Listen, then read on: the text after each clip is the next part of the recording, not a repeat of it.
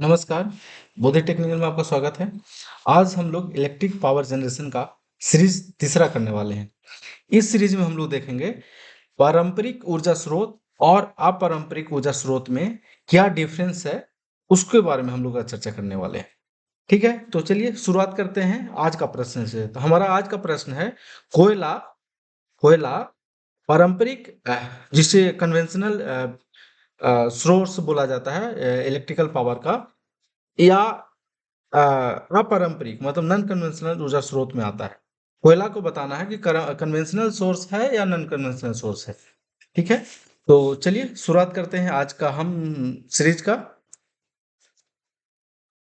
जैसे आप समझ सकते हैं कि जो इलेक्ट्रिकल पावर जनरेट किया जाता है वो किस किस से किया जाता है। सबसे पहले ऐसे समझिएगा, वो पानी से किया जाता है। ठीक है, कोयला से किया जाता है। कोयला से किया कोयला से किया जाता है। नौभकीय ऊर्जा से किया जाता है। पवन ऊर्जा से किया जाता है और समुद्री ऊर्जा से भी किया जाता है। ऊर्जा से भी किया जाता है। ठीक है, पवन ऊर्जा से किया जाता है, समुद्री। तो ये क्या है, विद्युत ऊर्जा उत्पादन का सोर्स है। मतलब ये सोर्स से विद्युत ऊर्जा का उत्पादन किया जाता है। और कुछ कुछ है, ठीक है, उसका भी हम बात कर लेंगे। जैसे तेल हो गया, ठीक है, गैस हो गया। ये सब क्या है, ऊर्जा का सोर्स है जिससे विद्युत ऊर्जा उत्पादन किया जाता है। बेसिकली ये दो सोर्स, इस ये पूरा जो सोर्स है इसको दो भाग में बांटा गया है। एक हो गया कन्वेंशनल और दूसरा होता है नन कन्वेंशनल। कन्वेंशनल मतलब होता है कि आम तौर पर यूज होने वाला, आम तौर पर उपयोग किए जाना वाला। आमतौर पर जैसे कि आप देखे होंगे कि पानी जो ऊर्जा सोर्स है, जो विद्युत ऊर्जा उत्पादन के लिए आमतौर पे उपयोग किया जाता है। जैसे कोयला हो गया, नाभिकीय हो गया। ठीक है, बाकी ये सब देखिए, पवन ऊर्जा हो, सब जगह इस्तेमाल नहीं किया जाता है विद्युत ऊर्जा उत्पादन के लिए। समुद्री हो गया, ये बहुत कम पैमाने पे किया जाता है। तेल हो जो है, जो आमतौर पे उपयोग किया जाता है। और गैस भी जो है आमतौर पे विद्युत ऊर्जा उत्पादन के लिए उपयोग किया जाता है। तो बेसिकली कन्वेंशनल में जो है ना, ये आ जाएगा। देख, जिसको मैं कलर देखिए चेंज करने वाला हूँ।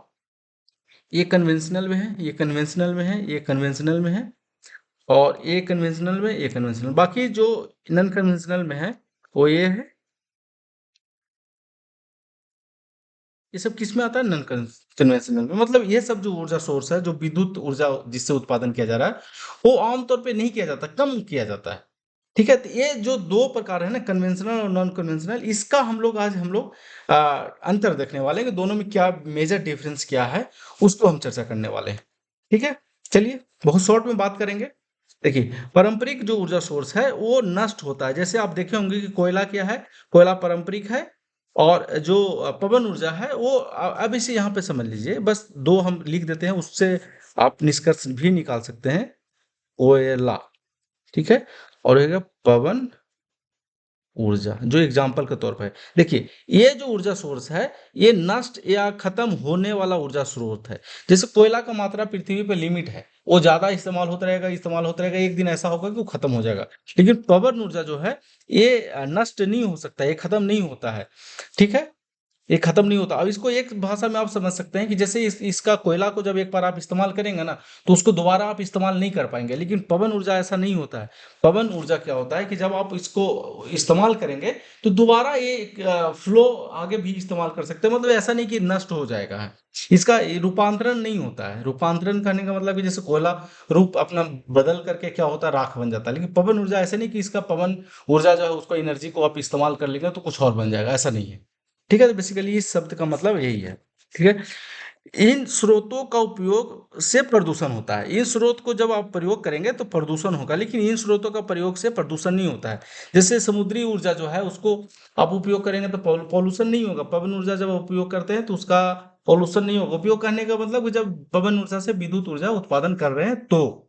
ठीक है, ये काफी महंगा होता है। कोयला कोयला हो गया, न्यूक्लियर हो गया, या तेल हो गया, या गैस हो गया, ये सब क्या होता है, काफी महंगा होता है। लेकिन ये स्रोत सस्ता होता है और लगभग ये प्राकृतिक में सभी जगह मौजूद होता है और फ्री में वो अवेलेबल होता है। ठीक है, इनके उदाहरण क्या है? पेट्रोल है, डीजल है, एलपीजी है, सीएनजी है, कोयला है, परमाणु ऊर्जा है। इनका क्या है? सौर ऊर्जा है, पवन ऊर्जा है और बायोगैस है। ठीक है, बहुत शॉर्ट में वीडियो समाप्त होने वाला है। इनका क्या है? इनकी प्रकृति में उपलब्धता नियत है। ये जो प्राकृतिक में उपलब्ध है ये नियत है या फिक्स है, मतलब ऐसा नहीं कि सभी बहुत दिनों तक चलेगा। कुछ टाइम ऐसा आएगा जिसमें कोयला खत्म हो जाएगा, गैस खत्म हो जाएगा, आप इसको कह सकते हैं एलपीजी खत्म हो जाएगा, सीएनजी खत्म हो जाएगा, परमाणु ऊर्जा भी खत्म हो सकता है। लेकिन ये नियत है, ये ऐसा नहीं कि खत्म हो सकता। पवन ऊर्जा खत्म नहीं हो सकता है, आप कह सकते हैं सौर ऊर्जा खत्म नहीं हो सकता है। ठीक है, सौर ऊर्जा खत्म नहीं होगा, बायोगैस भी खत्म नहीं हो सकता है। ठीक है, प्रकृति में मौजूद ही रहेगा हमेशा। तो ये इसका मेजर डिफरेंस है, और इसको डिफरेंस भी मतलब अंतर भी कर सकते हैं या तुलना भी कर सकते हैं। ठीक है, तो ये अंतर भी है, ये तुलना भी है।